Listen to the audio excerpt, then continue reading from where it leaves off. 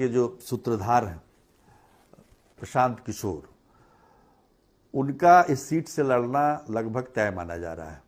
प्रशांत किशोर के बयानों से ही ये पता चलता है कि उनका कहना है कि पार्टी जो कहेगी वो करेंगे, और पार्टी के तमाम लोग तमाम लोग चाहते हैं कि प्रशांत किशोर ही बांकीपुर से चुनाव लड़े। तो इसमें कोई संशय की स्थिति नहीं बन पा रही है। आज भी जनसुराज पार्टी की बैठक बांकीपुर से विधानसभा चुनाव में उतरने वाले उम्मीदवारों को लेकर हुई, जिसमें सबने प्रशांत किशोर का ही नाम लिया। तो आधिकारिक घोषणा होनी अभी बाकी है, पर एक तरफ अगर प्रशांत किशोर उतरते हैं तो दूसरी तरफ बीजेपी के इस मजबूत गढ़ के लिए एक मजबूत योद्धा की भी तलाश हो रही है। चूंकि ये सीट बीजेपी की प्रतिष्ठा से जुड़ा हुआ है। राष्ट्रीय अध्यक्ष नितिन नवीन यहीं से विधायक रहे हैं 2010 से लेकर 2025 तक। तो ये बहुत बड़ी प्रतिष्ठा का सीट है, इसमें कोई दो राय नहीं है। और बिहार का जो चुनाव हुआ पिछली बार 2025 में, उसमें बात करें तो नितिन नवीन 51,000 मतों से मतलब चुनाव जीते थे, और वोट प्रतिशत जो था उनका वो 62% मिला था उनका वोट। तो काफ़ी लोकप्रिय रहे हैं। तो उनका उत्तराधिकारी कौन होगा ये अभी तय होना बाकी है। कई नाम आ रहे हैं, संजय मयूख का नाम है, रणवीर नंदन का नाम है, अजय आलोक का नाम है, कई लोगों के नाम इसमें चल रहे हैं। लेकिन अगर प्रशांत किशोर उतरते हैं तो बीजेपी के लिए एक मजबूत योद्धा खोजना होगा बीजेपी के लिए, चूंकि इस गढ़ को बचाना है, और गढ़ के साथ साथ ये भी बचाना है कि जितने मार्जिन से नितिन नवीन जीतते रहे हैं उस मार्जिन को भी कायम रखा जाए। अब समझिए कि नितिन नवीन को पिछले चुनाव में 98,000 से ज़्यादा वोट आए, और दूसरे नंबर पर जो उम्मीदवार रेखा गुप्ता आरजेडी से थी उनको 46,000। तो काफ़ी बड़ा गैप हो जाता है। तो निश्चित तौर पर बीजेपी को उम्मीदवारों के चयन में सावधानी बरतनी होगी, और प्रशांत किशोर का इसलिए लड़ना जरूरी है जनसुराज के लिए क्योंकि पार्टी इससे रीलॉन्च हो सकती है। अब देखिए 2025 में कितना खराब प्रदर्शन रहा जनसुराज का, जिस प्रकार का हाइप था, जिस प्रकार सोशल मीडिया पर छाए हुए थे प्रशांत किशोर या जनसुराज, उस हिसाब से देखा जाए तो बिहार से बाहर जो भी लोग थे उनको लग रहा था जनसुराज की ही सरकार बनेगी।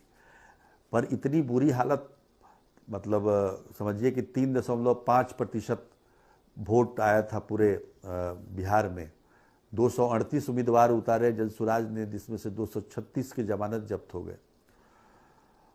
68 उम्मीदवारों को तो नोटा से भी कम सीट आया, तो वोट आए। तो कुल मिलाकर स्थिति काफ़ी खराब रही जनसुराज की। और प्रशांत किशोर एक अलग नाम है, और रणनीतिकार के तौर पर उन्होंने कितने पार्टियों को सत्ता के द्वार तक पहुंचाया है, लेकिन अपनी पार्टी को वो मतलब उठा नहीं पाए अभी तक।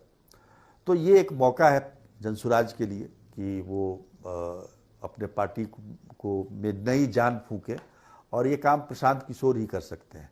दूसरा कोई और चेहरा खासतौर पर बांकीपुर विधानसभा चुनाव के लिए, चूंकि ये देखिए ये शहरी क्षेत्र है, पटना के अंदर शहर है, ठीक है, ये कायस्थ बहुल इलाका है, और कायस्थों का एक मुश्त वोट बीजेपी को पड़ता है। हालांकि कायस्थ पिछले चुनाव में नाराज भी थे, क्योंकि कुम्हरार जो कि पटना शहर का ही सीट है, वहाँ से भी एक कायस्थ उम्मीदवार हुआ करते हैं, तो उनका टिकट कट गया। और एकमात्र यही नितिन नवीन को कायस्थ जाति के तौर पर उनको एक सीट मिला था। तो कायस्थों का एक रुझान जो है बीजेपी की तरफ रहता है, अन्य जातियों का भी रहता है, लेकिन कायस्थों का ज़्यादा रहता है। तो उसमें अगर प्रशांत किशोर आते हैं तो उनको अगर जाति के आधार पर देखेंगे तो बहुत ज़्यादा सफलता नहीं मिलेगी, और बीजेपी को हराना तो वाकई टेढ़ी खीर है यहाँ पे, ख़ासतौर पर बांकीपुर से। जैसा कि मैंने पहले भी कहा कि ये राष्ट्रीय अध्यक्ष इस सीट से चुने हुए विधायक राष्ट्रीय अध्यक्ष बने हैं, तो बीजेपी की पूरी प्रतिष्ठा इससे जुड़ी हुई है। और प्रशांत किशोर अगर जाति के आधार पर आएंगे तो वो भी मतलब उनकी जाति जो है ब्राह्मण, वो उतनी संख्या वहाँ है नहीं। तो फिर भी अगर देखा जाए इंटेलेक्चुअल या फिर बुद्धिजीवी वर्ग या फिर स्टूडेंट और बहुत सारे जो मुद्दे हैं उसको लेकर प्रशांत किशोर बेहतर प्रदर्शन कर सकते हैं। और मुझे लगता है कि आरजेडी तमाम विपक्षी दल यहाँ पर लगातार उम्मीदवार देते रहे हैं, लेकिन कभी उनको सफलता मिली नहीं है। अगर विपक्ष का भी सपोर्ट मिल जाएगा तो निश्चित तौर पर प्रशांत किशोर की स्थिति काफ़ी मजबूत होगी। और एक बात और है कि भाई उनका वोट प्रतिशत जो है 3.5 है पूरे बिहार का।